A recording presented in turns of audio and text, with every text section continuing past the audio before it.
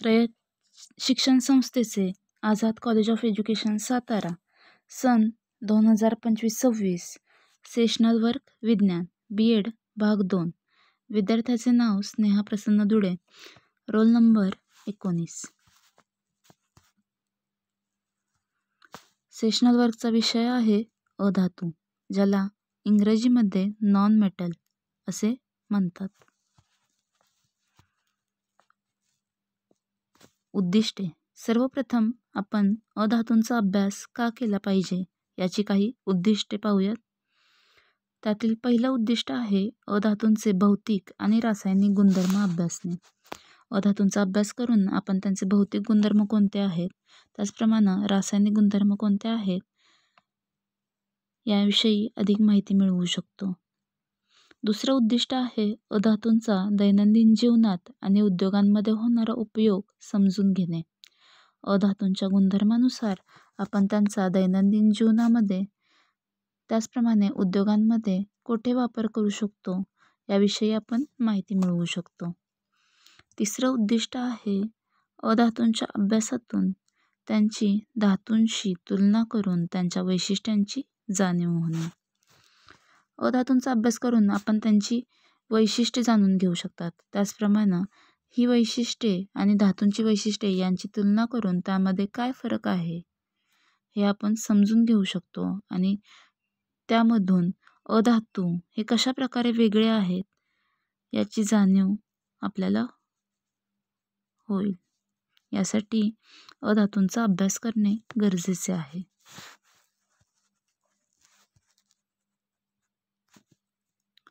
अधातू म्हणजे काय?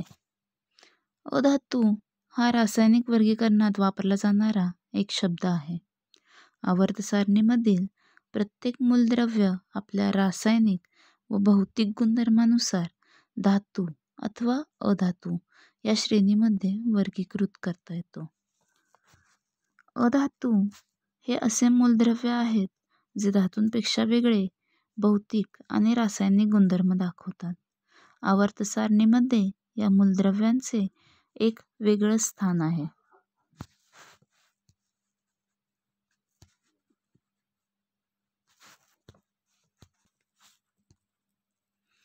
अधातूंची व्याख्या. ज्या मूलद्रव्यांचे अणू इलेक्ट्रॉन कमावल्यामुळे ऋण आयन तयार करतात त्यांना अधातू असे म्हणतात. आपल्याला माहीत आहे की धातूंच्या अणूंची प्रवृत्ती स्वतःचे संयुज इलेक्ट्रॉन गमावून म्हणजेच देऊन धनायन बनवण्याची असते. यालाच मूलद्रव्यांची विद्युतघनता असे म्हणतात. या उलट अधातूंचे कार्य असते. अधातूंच्या अणूंची प्रवृत्ती ही बाहेरील इलेक्ट्रॉन स्वीकारण्याची असते. आवर्त सारणीत 14 ते 18 या समूहात वरील उजव्या कोपऱ्यात अधातू स्थित आहेत. याशिवाय प्रथम समूहात सर्वात वरील हायड्रोजन हा अधातू आहे.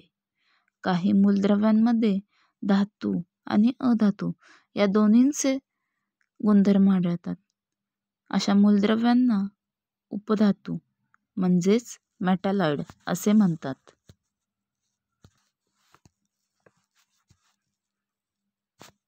अधातूंची काही उदाहरणे.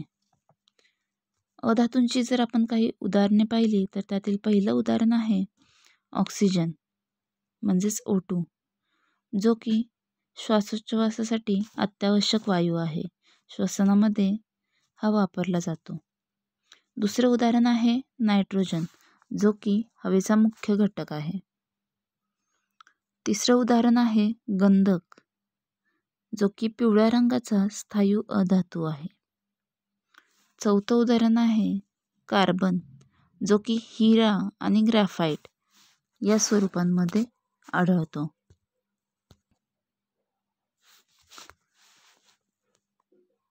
साधारणतः आवर्त सारणीतील केवळ 18 मूलद्रव्य ही अधातू वर्गात आलेली आहेत, तर धातू वर्गात 80हून अधिक मूलद्रव्य आलेले आहेत. तथापि जर आपण पाहिलं तर पृथ्वी, गर्भ, वातावरण आणि जलावरण यांमध्ये अधातू हे बहुतांश आहेत. सजीव संरचनेमध्येही अधातू हे अधिकांश आहेत.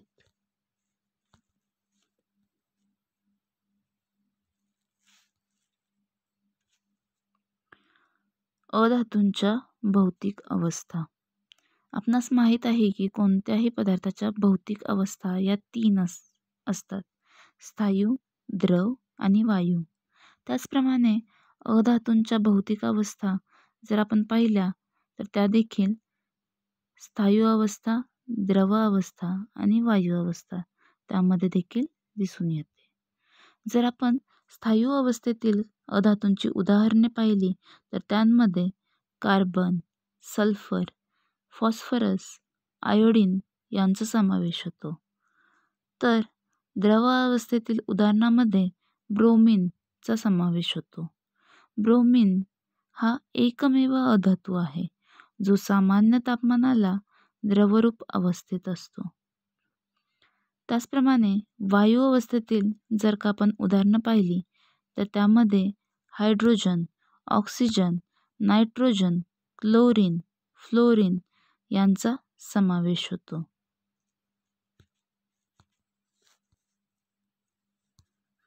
अधातूंचे गुणधर्म. अधातूंचे गुणधर्म आपण अभ्यासणार आहोत. त्यांमधला पहिला गुणधर्म आहे चकाकी नसणे. अधातूंना जर का आपण पाहिलं तर चकाकीही नसते आणि काही रंगहीन तर काही वेगवेगळ्या रंगाचे असतात. याला अपवाद आहे हिरा स्वरूपातील कार्बन. अधातूंना रंग असले तरी त्यांना चकाकी नसते, तेज हे नसतं. मात्र हिरा हा असा एकमेव अधातू आहे ज्याला चकाकी दिसते.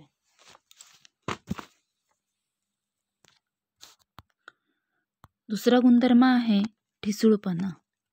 अधातू मृदू आणि ठिसूळ असतात. त्यांना सहजपणे तोडता येते. आपणास माहीत आहे ठिसूळपणा म्हणजे पदार्थाचा असा गुणधर्म ज्यामध्ये ताण दिल्यावर तो तुटतो, लवचिकता दाखवत नाही. त्याचप्रमाणे मृदू म्हणजेच मऊ. अधातू हे मऊ स्वरूपात आणि ठिसूळ असतात, म्हणजेच त्यांना सहजपणे आपण तोडू शकतो. याला देखील अपवाद आहे हिरा, जो की कठीण असतो, मऊ स्वरूपात नसतो तो. त्याचप्रमाणे तो ठिसूळ देखील नसतो, त्याला आपण सहज तोडू शकत नाही. तिसरा गुणधर्म आहे उष्णता वहन. अधातू उष्णतेचे दुर्वाहक असतात. दुर्वाहक म्हणजे ज्या पदार्थांमधून उष्णतेचे वहन होत नाही त्यांना उष्णतेचे दुर्वाहक असे म्हणतात. अधातूंमधून उष्णता सहज जात नाही, त्यामुळे ते उष्णतेचे दुर्वाहक आहेत. चौथा गुणधर्म आहे विद्युत वहन. अधातू विजेचे दुर्वाहक आहेत, म्हणजेच अधातूंमधून वीज सहजतेने जात नाही, त्यामुळे ते विजेचे दुर्वाहक आहेत. याला मात्र अपवाद आहे ग्रॅफाइट आणि गॅस कार्बन. ग्रॅफाइट आणि गॅस कार्बन हे अधातू आहेत, मात्र त्यांमधून विजेचे वहन होते.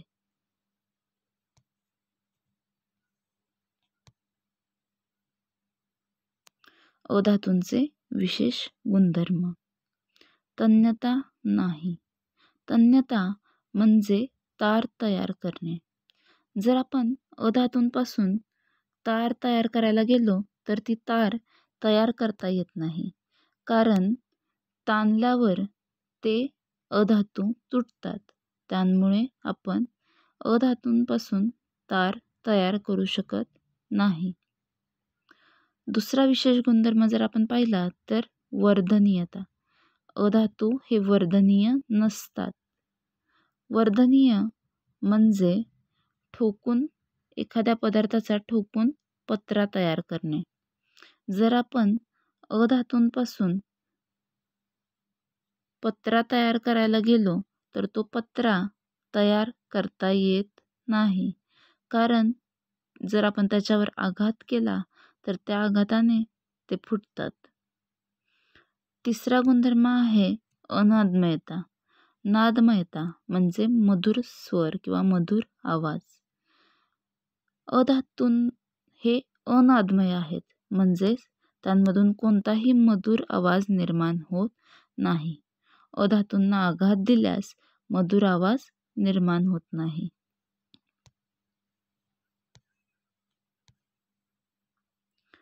पुढील अधातूंचा विशेष गुणधर्म आहे घनता. घनतेबाबत भौतिकशास्त्रामध्ये पदार्थाची घनता म्हणजे त्या पदार्थाचे वस्तुमान व आकारमान यांचे गुणोत्तर. जर आपण अधातूंची घनतेविषयी बोललो तर अधातूंची घनता ही कमी असते. याला अपवाद आहे हिरा स्वरूपातील कार्बन. जर आपण हिऱ्याची घनता पाहिली तर हिऱ्याची घनता ही अधिक असते. द्रवणांक आणि उत्कलनांक. द्रवणांक म्हणजे ज्या स्थिर तापमानाला स्थायू पदार्थ वितळतो आणि त्याचे द्रवात रूपांतर होते, त्याला द्रवणांक असे म्हटले जातं.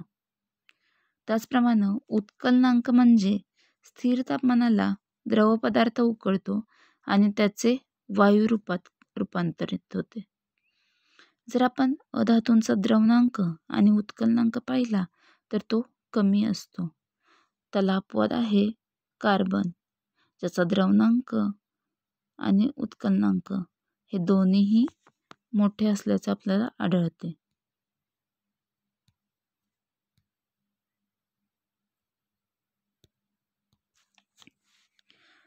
अधातूंचे विशेष वैशिष्ट्य. इलेक्ट्रॉन मिळवण्याची प्रवृत्ती. जर आपण मगाशीच पाहिल्याप्रमाणे अधातूचे अणू हे इलेक्ट्रॉन गमावण्याऐवजी इलेक्ट्रॉन मिळवण्यास प्राधान्य देतात आणि इलेक्ट्रॉन मिळवल्यामुळे ते ऋण आयन तयार करतात. धातूंच्या तुलनेत त्यांची ही इलेक्ट्रॉन मिळवण्याची प्रवृत्ती त्यांच्या रासायनिक गुणधर्मामधला मुख्य फरक आहे.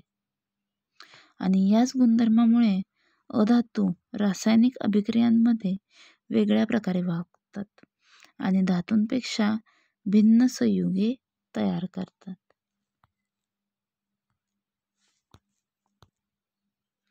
अधातूंचे रासायनिक गुणधर्म. अधातूंच्या बाह्यतम कक्षेत साधारणपणे 5, 6 किंवा 7 इलेक्ट्रॉन असतात. जेवढे इलेक्ट्रॉन जास्त तेवढा अधातू हा अधिक क्रियाशील असतो. पहिलं उदाहरण जर का आपण पाहिलं तर फॉस्फरस. त्याची इलेक्ट्रॉन मांडणी आहे ती आहे 2, 8, 5. जर का आपण पाहिलं तर फॉस्फरसची बाह्यतम कक्षा पूर्ण होण्यासाठी बाह्यतम कक्षेमध्ये 8 इलेक्ट्रॉन असणे गरजेचे असते, परंतु तेथे 5च इलेक्ट्रॉन आहेत. मग बाह्यतम कक्षा पूर्ण करण्यासाठी 5 इलेक्ट्रॉन देण्यापेक्षा 3 इलेक्ट्रॉन घेऊन ती कक्षा पूर्ण करणे हे कधीही सोपे असते. त्यामुळे फॉस्फरस हा इलेक्ट्रॉन स्वीकारून ऋण आयन तयार करतो. तसेच सल्फरच्या इलेक्ट्रॉन मांडणी देखील 2, 8, 6 आहे. म्हणजेच सल्फरला बाह्यतम कक्षा पूर्ण करण्यासाठी 2 इलेक्ट्रॉनची आवश्यकता आहे. मग हे 2 इलेक्ट्रॉन तो दुसऱ्या कडून प्राप्त करतो आणि त्यामुळे तो ऋण आयन बनतो. त्याचप्रमाणे क्लोरीनला देखील बाह्यतम कक्षेमध्ये 7 इलेक्ट्रॉन आहेत, म्हणजेच 1 इलेक्ट्रॉन त्याला बाह्यतम कक्षा पूर्ण करण्यासाठी लागतो आहे. त्यामुळे तो देखील तो 1 इलेक्ट्रॉन दुसऱ्याकडून स्वीकारून त्याच्यावरती ऋण प्रभार येतो. बाह्यतम कक्षेत जसे की आपल्याला सांगितले गेले की जेवढे इलेक्ट्रॉन जास्त तेवढे अधातू हे अधिक क्रियाशील असतात जर आपण इथे फॉस्फरस, सल्फर, क्लोरीन या तिन्हीचं उदाहरण पाहिलं तर येथे बाह्यतम कक्षेमध्ये सर्वात जास्त 7 इलेक्ट्रॉन हे क्लोरीनमध्ये आहेत. त्यामुळे तो सर्वात क्रियाशील असा आहे.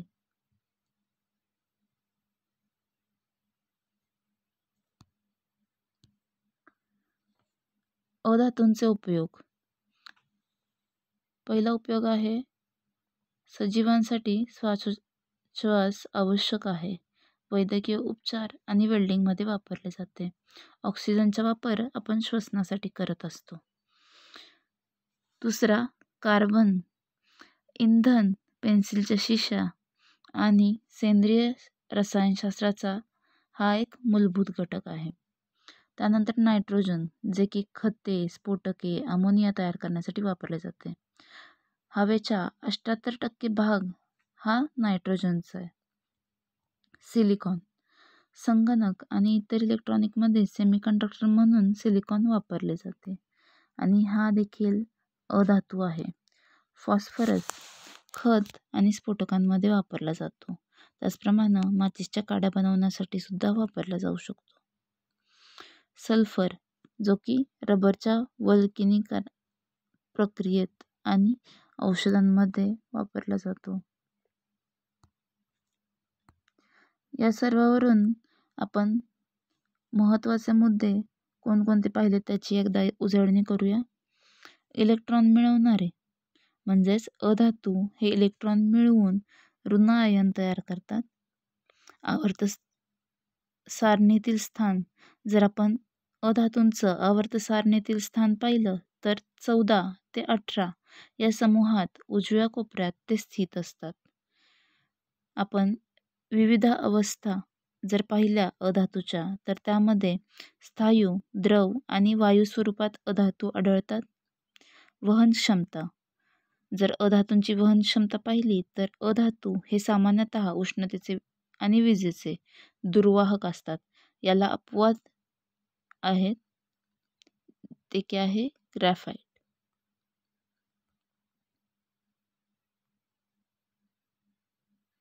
वहन क्षमतेनंतर पुढील आपण मुद्दा पाहिला तो आहे व्यापक उपयोग. जीवनावश्यक घटक आणि औद्योगिक कच्चा मालामध्ये आपण अधातूंचा वापर करू शकतो.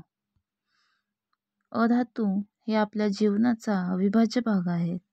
मग ते श्वसनापासून ते तंत्रज्ञानापर्यंत त्यांचा वापर आहे. त्यामुळे अधातू याविषयी अधिक माहिती मिळवणे गरजेचे आहे. धन्यवाद.